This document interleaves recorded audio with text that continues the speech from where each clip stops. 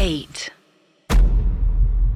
रामधारी सिंह दिनकर की एक बड़ी फेमस किताब है रश्मि रति। आई एम प्रीटी श्योर जिसने भी इंडिया के अंदर थिएटर किया है उसने एक ना एक बार जिंदगी में रश्मि रति या तो परफॉर्म किया या पढ़ा है जरूर। बिल्कुल मुझे ऐसा लगता है। और रश्मि रति जो किताब है वो बेस्ड है महाभारत के लेजेंडरी कैरेक्टर कर्ण के ऊपर, जो कर्ण की लाइफ रही है।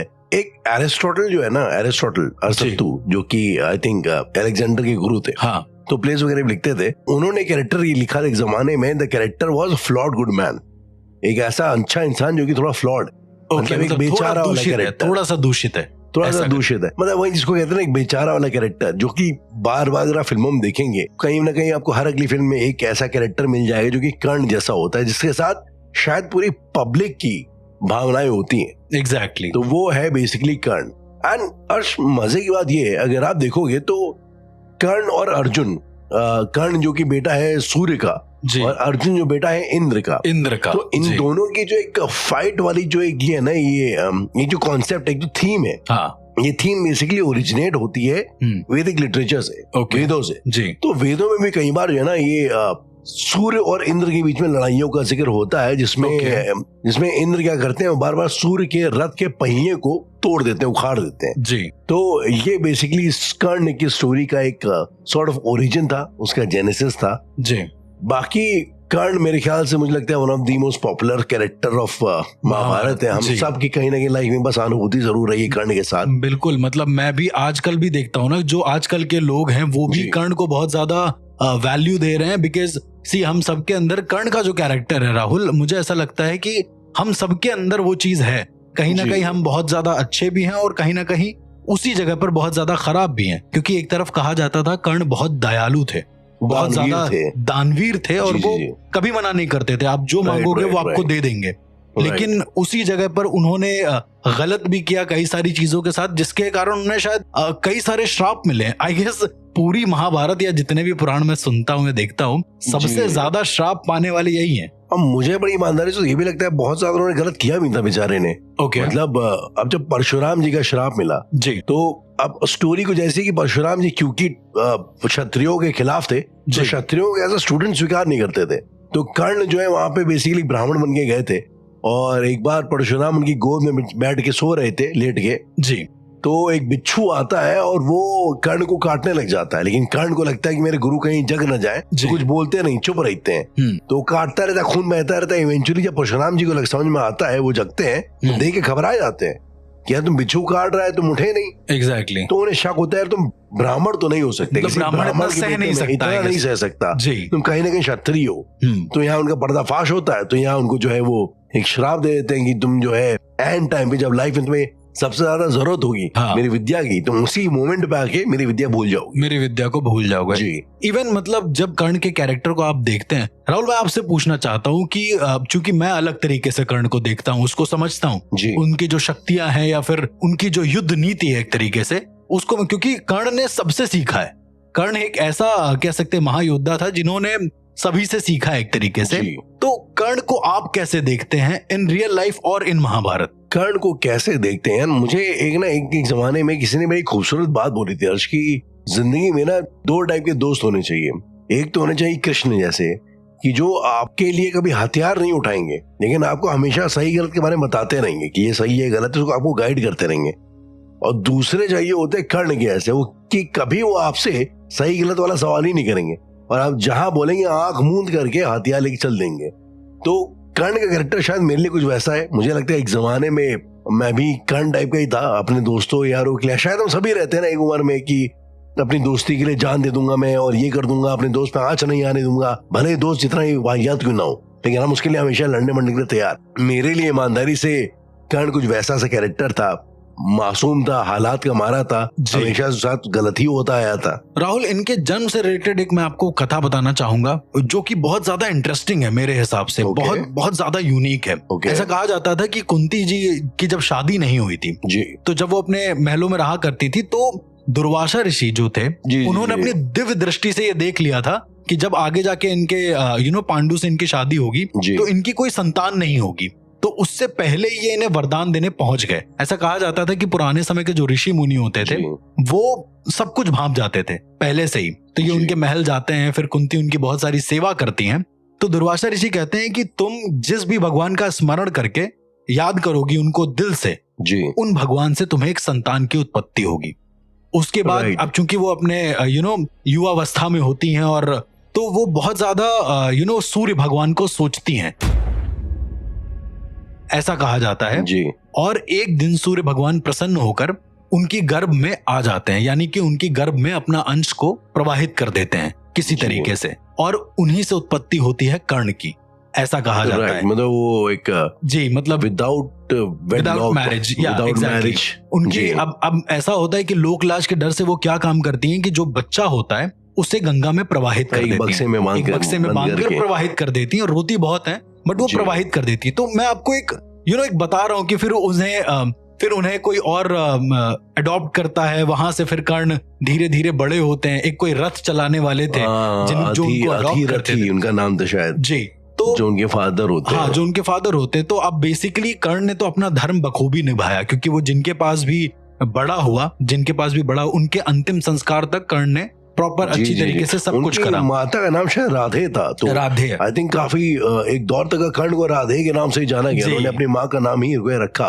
बिल्कुल। और मतलब इतना ही नहीं राहुल, कर्ण अपने चीजों के लिए बहुत ज्यादा जाने जाते थे हमेशा से, उदारता या फिर ये सारी चीजें। दानशीलता के लिए। तो कहा जाता है राहुल, जब वो पैदा हुए, अब चूंकि सूरज भगवान के तेज से पैदा हुए हैं, जी राइट, आप जस्ट सिमिलर टू, आप ये समझ लीजिए कि हनुमान जी जो हैं वो वरुण देव से पैदा हुए, तो उनके साथ शक्ति लेकर ऑलरेडी एक अवतार के रूप में पैदा हुए। जी जी। मेरा ऐसा मानना है कि जब कर्ण पैदा हुए थे, और ये प्रामाणिक रूप से मौजूद भी है कि वो अपने कुंडल और कवच के साथ पैदा हुए थे। आई थिंक एक सभी को पता है चीज को, कवच और कुंडल लेकर पैदा हुए थे। और जी, रश्मि रथी में अगर आपको पढ़ेगा ना, तो उसमें एक बड़े इंटरेस्टिंग प्रसंग है जिसमें कर्ण जब बड़ा हो रहा होता है तो अपनी लाइफ को लेकर बड़े सवाल करता है। जी। उसमें सवाल ये भी होता है कि कर्ण को चोट नहीं लगती थी, उसका ये भी आशीर्वाद है कि उसको भी हाँ, चोट नहीं बिल्कुल। लगी, तो अपने आप को काटता था।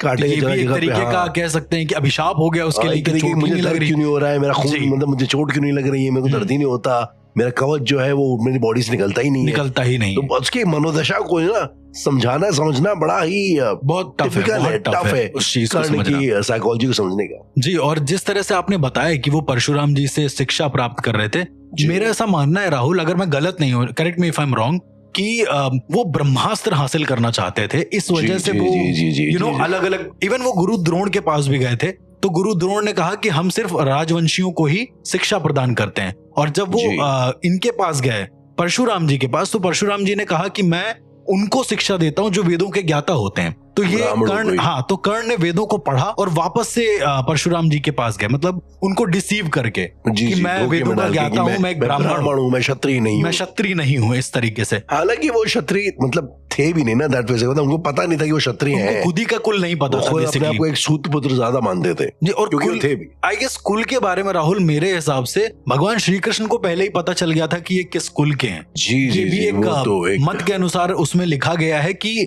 भगवान श्री कृष्ण जब सुलह करने जाते हैं ना कि दुर्योधन से, कि आप जो है मान जाइए और सब कुछ ठीक हो जाएगा, पर वो मानते नहीं है। तो दुर्योधन के दोस्त होते हैं कर्ण, ऐसा कहा जाता है, और सगे मित्र, बेसिकली बहुत ज्यादा घनिष्ठ मित्र होते हैं। तो कर्ण के पास जब वो जाते हैं, जी जी जी, तो कर्ण कहते हैं कि मुझे राज सिंहासन चाहिए नहीं, मुझे सम्राट बनना ही नहीं है, चक्रवर्ती, और ये मेरा दुर्योधन के लिए एक तरीके से घनिष्ठता है या प्यार है जो मैं नहीं कर सकता। तो यहाँ से एक ये भी शो होता है कि वो अपने वचनों के लिए कितने बद्ध थे चीजों को लेकर। वो स्टोरी कुछ वैसी थी ना कि एक जब ये जितने भी पांडव कुमार थे और ये थे कुरु वाले दुर्योधन के जो भाई लोग थे, ये लोग शिक्षा सीख के आए थे, और एक जगह पे एग्जीबिशन चल रही होती है बीचों बीच, जहाँ पे सब अपने शक्ति परीक्षण कर रहे होते हैं। इसके बारे में थोड़ा बताएं, ये एक्चुअली इंटरेस्टिंग, ये मुझे नहीं पता। तो बेसिकली होता क्या कि जब ये लोग सीख के आते हैं, जैसे होता है ना यूनिवर्सिटी में जब आप पास आउट हो रहे होते हैं तो आपकी वाली सेरेमनी होती है, इसमें टोपी भी उड़ाते हैं तो आपको डिग्री मिलती है। वैसा होता है तो हस्तिनापुर की जनता के सामने सब लोग आते हैं और अपनी शक्तियां दिखाते हैं।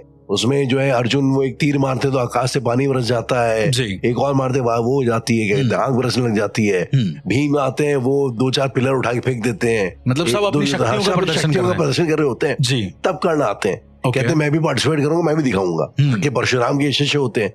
लेकिन जो है बोला जाता है कि तुम ना राजा हो, ना राजकुमार हो, ना कोई राजी खानदान से आते हो। वो खुद को शायद सूत पुत्र भी समझते थे कि वो मतलब सूत पुत्र, सूत जो होता है थिंक सारथी को बोला जाता है जी, गाड़ी चल ड्राइवर बेसिकली आज के टाइम पे। हाँ, तो तुमको हम अलाउ नहीं करेंगे हमारे बीच में जो है खेलने के लिए। तो तब जो है दुर्योधन उन्हें तुरंत वहीं के वहीं राजा बना देते हैं जी और अंग जो आज के टाइम पे बिहार और बंगाल का जो एरिया है जी, उस एरिया को उन्हें राजा घोषित कर देते हैं कर्ण को। Exactly. और वहां से फिर जो है कर्ण की अंगराज कहानी- भी उनका नाम अंगराज भी एक उनका तरीके एक से। नाम उस तरीके से। अब राहुल, जैसे आप बता रहे हैं ये सब शायद उनके एक पॉजिटिविटी चीजों के बारे में है। मैं जी। चाहता हूं कि थोड़ा सा हम इसको अलग वे में ले जाए। और चूंकि मैंने जितना सुना है कर्ण जी। के बारे में, कर्ण एक ऐसे कैरेक्टर थे जिनको मल्टीपल श्राप मिले थे। मल्टीपल श्राप मतलब जी, जी, जी। उतने श्राप तो शायद किसी को मिल जाए तो इंसान सोच के ही पागल हो जाए। नहीं, उन्हें धरती माँ का भी श्राप मिला था। बहुत ज्यादा अजीब सा श्राप था। इनफैक्ट वो पहले उनकी मृत्यु भी बड़ी अजीब तरीके से हुई थी कि पहिया जो था वो धंस गया था और वो भूल गए थे अपनी विद्या, चूंकि परशुराम जी का श्राप मिला था। जी, जी। मैं आपको जो धरती माता का श्राप है राहुल, वो बताना चाहूंगा एक मत के अनुसार कि धरती माता ने भी उनको एक श्राप दिया था कर्ण को। और एक मत के अनुसार राहुल कहा जाता है कि एक बार एक कन्या एक मिट्टी के घड़े में घी लेकर जा रही थी रास्ते से। तो अब कर्ण चूंकि बहुत उदार थे तो उसका घड़ा टूट गया, तो वो मिट्टी को बटोरने लगी नीचे से। अब भगवान की लीला ही इसे कह लें या फिर कुछ भी कह लें। तो हुआ ये राहुल कि कर्ण ने देखा और कर्ण ने पूछा कि आपको क्या हुआ है। तो वो कन्या कहती है कि जो सारा घी है वो गिर गया है, अब ये वापस से इस घड़े में आ नहीं रहा है। तो कर्ण क्या काम करते हैं, नया घड़ा मंगवाते हैं और बोलते हैं कि मैं इसमें सारा का सारा जो घी है वो धरती माता से निकालकर आपको दे दूंगा। और वो पूरी मिट्टी को उठाते हैं, उसको निचोड़ने लगते हैं। जैसे ही वो निचोड़ते हैं कर्ण, उनको आवाज आती है किसी के विलाप करने की, किसी के रोने की। और जब कर्ण अपने हाथ में देखते हैं तो वो धरती माता को पाते हैं जी। और उसी समय धरती माता ये श्राप देती हैं कि जितनी निर्दयता के साथ तुम मुझे निचोड़ रहे हो, जिस तरह से तुमने अपनी मुट्ठी में मुझे पकड़ रखा है, तुम्हारी मृत्यु के समय तुम्हें भी ऐसे ही पकड़ा जाएगा और तुम कुछ नहीं कर पाओगे, तुम असहाय हो जाओगे। अब एक तरीके से मतलब भगवान की लीला कह लो कि ये होना ही था, इस वजह से हुआ।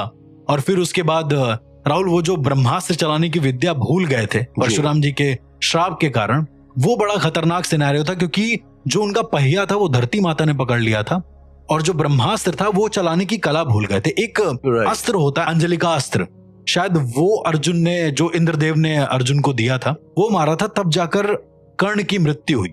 मतलब एक प्रॉपर प्लानिंग जिसको बोलते हैं ना, कि पहले कवच और कुंडल इंद्र ने ले लिए। ये भी एक स्टोरी थी ना कि वो, हाँ, कि वो सुबह सुबह स्नान करके आ रहे होते हैं कर्ण, और रास्ते में ये एक साधु का भेष बना करके इंद्र आ जाते हैं जी और कहते हैं कि मुझे दान दो, तो दान में उनका कवच कुंडली मांग लेते हैं कि एग्जैक्टली ये शायद एक सबसे बड़ा छल है एक तरीके से जो किया गया, क्योंकि उसके बदले में इंद्र उन्हें वसावी अस्त्र देते हैं। शायद उससे उन्होंने घटोत्कच को मारा था, राइट? जो दुर्योधन के कहने पर जिद करने पर वो अस्त्र इस पे चला देते घटोत्कच पे, जो उन्होंने बचा के रखा था अर्जुन के लिए। अब अगर आप इसको चारों तरफ से देखेंगे तो कर्ण को मारने की पूरी प्लानिंग थी, क्योंकि वो मरता ही नहीं। अगर उसके पास कवच और कुंडल होता, राहुल एक अब ये मत कह ले या जो हमारे ऐतिहासिक जो लोग हैं जो सर्च करते हैं इन सब चीजों को, कहा जाता है कि कर्ण के कवच और कुंडल आज भी मौजूद है। कहीं ना कहीं बनी थी उसके ऊपर, जो बड़ी नक्शा फिल्म बनी थी उसके ऊपर, बड़ी कॉमेडी फिल्म थी, लेकिन फिर भी बट द थिंग इज कि उसमें जो कॉन्सेप्ट दिखाया गया है, मेरा ऐसा मानना है कि वो आज भी कहीं ना कहीं किसी पहाड़ियों के बीच किसी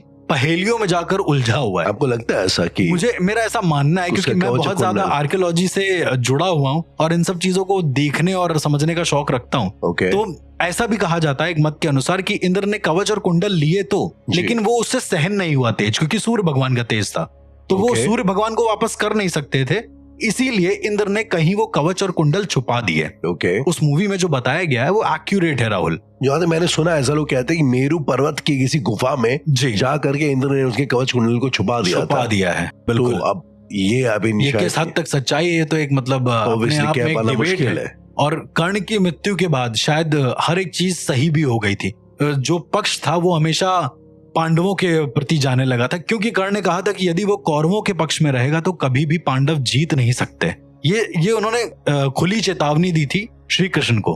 मतलब एक ऐसा वीर जो स्वयं खड़ा होकर भगवान को अपने सामने चेतावनी दे रहा है। और श्री कृष्ण ने भी ये प्रॉमिस किया था कि तुम क्योंकि इतने ज्यादा हठी हो और अपने दुर्योधन के लिए इतने ज्यादा प्रेमी हो, तो मैं तुम्हारा जो राज है, जो तुम किस कुल के हो, वो छुपा कर, हाँ, वो छुपा कर रखूंगा, वो तुम्हारी मृत्यु के समय तुमको बताऊंगा। कहते हैं कि इनफैक्ट भीष्म पितामह ने भी कभी कर्ण को ऐसा सेनापति बनाने के लिए एग्री नहीं किया था जी। जब तक आखिर तक का, जब वो 18वां 12वां दिन हो गया, तब तक उनको अलाउ नहीं किया ताकि वो अर्जुन के सामने आए ना। बिल्कुल बिल्कुल। और शायद कर्ण अगर सेनापति बन जाता या फिर कर्ण को अगर नियुक्तिकरण के लिए दे दिया जाता जी तो महाभारत के युद्ध में सिर्फ और सिर्फ कौरव ही जीतते।